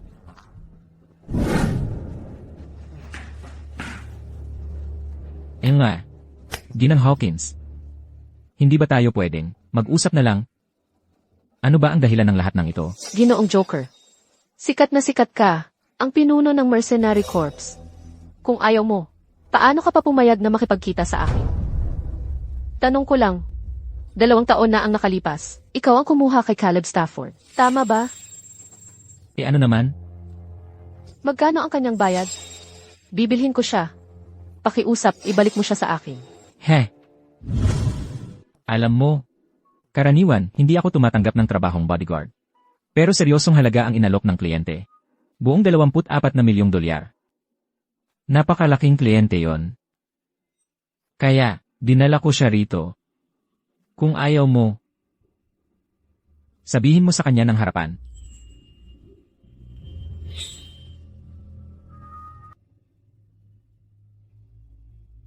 Audrey. Audrey Hawkins. Caleb Stafford. Ang tagal-tagal na nating hindi nagkita. CJ. Kayong dalawa, mag-usap na kayo. Tara na. Audrey Hawkins. Hindi ka interesado, ha? Di hahanap ako ng iba. Hindi yon. Caleb, hindi mo talaga na-appreciate ang meron ka. Sa 2 milyong dolyar isang buwan, wala akong taong hindi ko kayang i-hire. Ang gusto lang ni Joker ay kumita ng pera mula sa'yo, di ba? Hindi naman sa wala akong pera. Bakit hindi mo sinabi sa akin? O iniisip mo lang na hindi ko kayang bayaran? Ang kontrata mo. Hindi iyon ang dahilan. Ang gusto ni Joker ay ako. Gusto niyang magpatuloy akong magtrabaho para sa kanya. Sa loob ng 3 taon, hindi ko kayang ipangako na buhay pa ako pagkatapos ng 3 taon. Kaya ako, Tigilan mo yan. Tinatanong lang kita. Kung kukunin mo ba ang isang taong trabaho o hindi? syempre naman, ikakarangal ko yon. Kaya ngayon, ako na ang boss mo. Ano ang dapat mong tawagin sa akin? Master.